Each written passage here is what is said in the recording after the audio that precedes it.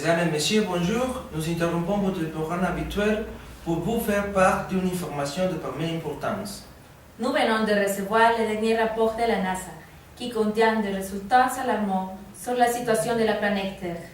Tout de suite, les images de la NASA avec le reporter Frida. Bonjour, effectivement, je suis actuellement à Washington avec le professeur Glevec qui va nous expliquer pourquoi cette situation est très préoccupante. Bonjour professeur, pourriez-vous expliquer à notre audience de quoi il s'agit dans ces rapports? Bonjour à tous. Dans sa dernière mission d'exploration, notre satellite a pris quelques images et récolté des prélèvements de météorites qui montrent que les niveaux de radiation du Soleil ont augmenté à tel point qu'ils ont fait muter la structure de certains éléments de leur composition. Leur action est un peu comparable à celle des éléments radioactifs qui causent le cancer. Alors, si cette radiation touche notre planète, elle fera de très gros dégâts sur la population. Pourriez-vous nous dire quel genre de dégâts? Même si réellement il n'y a pas de dommages visibles immédiatement, la radioactivité commence déjà à avoir une influence sur nos organismes. Si le CO2 dans l'atmosphère continue d'augmenter encore pendant 2 ans, cette radioactivité va surtout provoquer des cancers de la peau.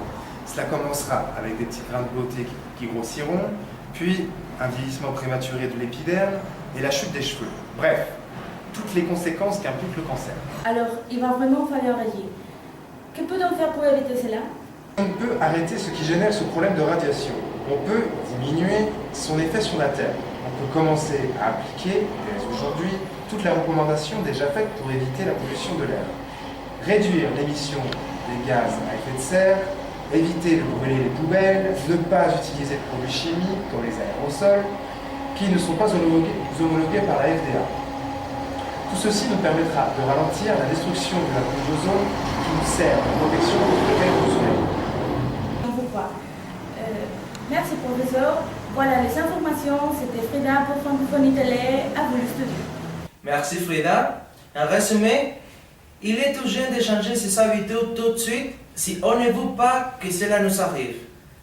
Il faut essayer de diminuer l'émission de gaz à effet de serre immédiatement. Il y va de la vie de l'humanité tout entière. En plus de ça, il faudra essayer de développer une technologie pour reconstituer la composante.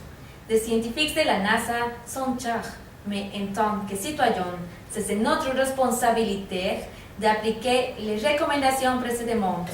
N'oubliez pas de jeter les ordures à leur place et protéger l'environnement.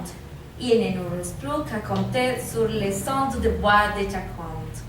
C'était Hector Sarkozy et Karen Piaf pour vous informer. Merci de votre attention. Au revoir.